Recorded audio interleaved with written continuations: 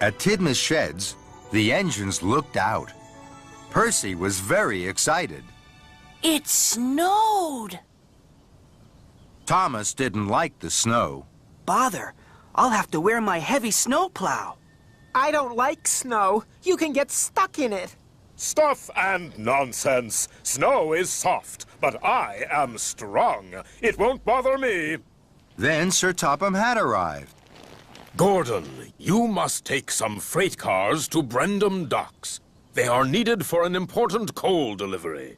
You are a strong engine, but snow is slippery. Puff the long way round. Yes, sir. Thomas, you must deliver bundles of firewood to the stations. Yes, sir. And then Sir Topham Hatt left.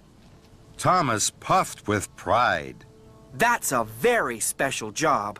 Not as important as mine. I shall go straight to the docks. I shall steam over every hill I come to. Gordon pumped his pistons proudly. Puff the long way round. That means, Gordon, don't go up any hills. Hills are not too steep for me. I am strong. I am the best. And Gordon wheeshed out of Tidmouth Sheds.